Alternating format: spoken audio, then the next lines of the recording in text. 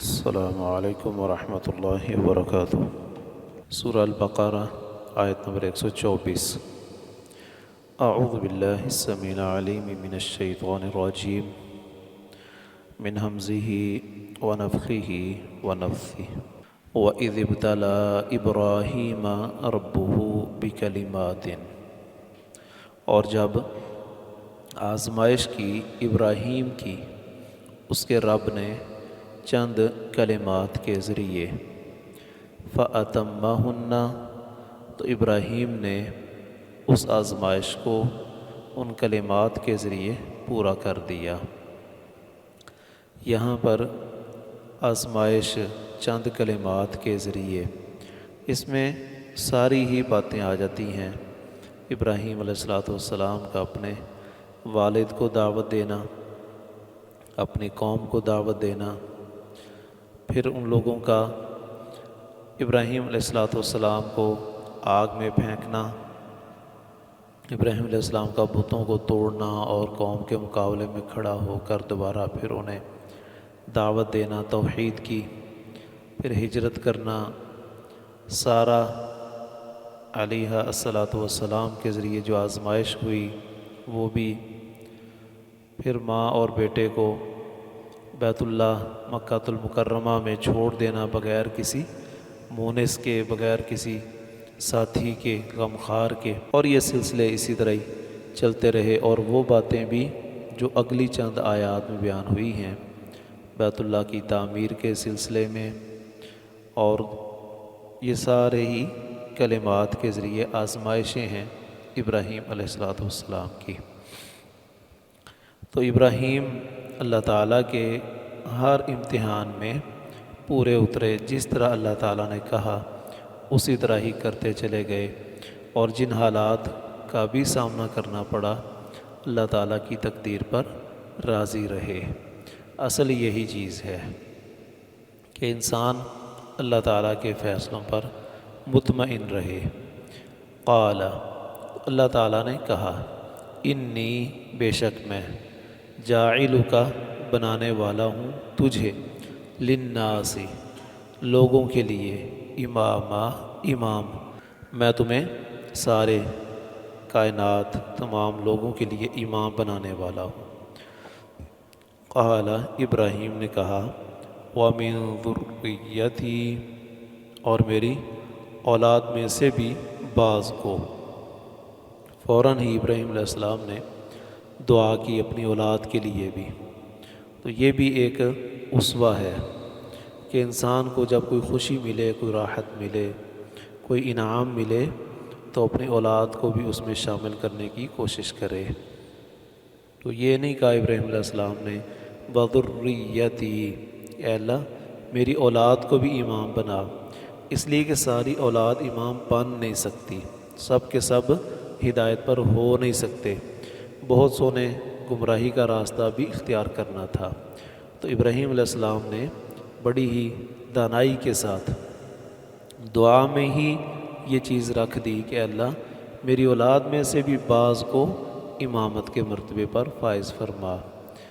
تو اللہ تعالیٰ نے فرمایا، لا ینال، نہیں پہنچے گا، عہدی، میرا عہد، الظالمین، ظالموں کو، تمہاری اولاد میں سے جو ظالم ہیں وہ اس انعام سے محروم رہیں گے۔ یہ میری بات، میرا عہد اور یہ میرا انعام ان تک نہیں پہنچے گا۔ اس سے بنو اسرائیل کے جتنے گمراہ لوگ ہیں وہ سارے کے سارے بھی، اور بنی اسماعیل میں سے بھی جو لوگ شرک پر کھڑے ہونے والے ہیں وہ سارے کے سارے الظالمین میں شامل ہو گئے، اور اللہ تعالیٰ نے ان کی نفی کر دی کہ ان کو ہدایت نہیں ملے گی۔ وَإِذْ جَعَلْنَا الْبَيْتَ مَثَابَةً لِلنَّاسِ، اور جب بنایا ہم نے بیت اللہ کو، مثابتاً، بار بار لوٹ کر آنے کی جگہ، للناس، لوگوں کے لیے، وَأَمْنًا، اور امن کی جگہ بنا دیا، بار بار لوٹ کر آنے کی جگہ کہ لوگ پلٹ پلٹ کر آتے ہیں لیکن ان کا دل سیر ہی نہیں ہوتا۔ ایک دفعہ جاتے ہیں تو اور زیادہ پھر خواہش اور تمنا لے کر واپس پلٹتے ہیں، دوبارہ جاتے ہیں، پھر اور زیادہ ان کے دلوں میں طمع اور حرص پیدا ہوتی ہے وہاں جانے کی۔ اور امن اس قدر ہے کہ انسان اپنے بڑے سے بڑے دشمن کو بھی وہاں دیکھ لے تو کچھ نہیں کہتا تھا۔ تو اللہ تعالیٰ نے اسی اصول کو برقرار رکھا اور اسے جائے امن یعنی حرم قرار دیا کہ یہاں کوئی شخص کسی کے در پہ نہیں ہو سکتا ہے۔ وَاتَّخِذُوا مِن مَّقَامِ إِبْرَاهِيمَ مُصَلًّى، اور بناؤ تم ابراہیم کے قیام کی جگہ کو نماز کی جگہ، جائے نماز، ابراہیم کے کھڑے ہونے کی جگہ، یا تو وہ پتھر جس پر کھڑے ہو کر وہ بیت اللہ کی تعمیر کرتے رہے اور دیواریں کھڑی کرتے رہے، تو یہ بیت اللہ کے اندر جو پتھر ہے وہاں پر نبی صلی اللہ علیہ وسلم جب طواف کر کے فارغ ہوئے وہاں پہنچے تو یہ آیت کا ٹکڑا پڑا اور وہاں 2 رکعتیں ادا کی۔ اور مقام ابراہیم سے مراد پورے حج کے جتنے مقامات ہیں وہ سارے کے سارے بھی ہو سکتے ہیں۔ تو یہ اللہ تعالیٰ نے انعام اور شان بخشی کہ ابراہیم کے کھڑے ہونے کی جو جگہ ہے قیام، وہ جو پتھر ہے اسے بھی جائے نماز بنا دیا اللہ تعالیٰ نے۔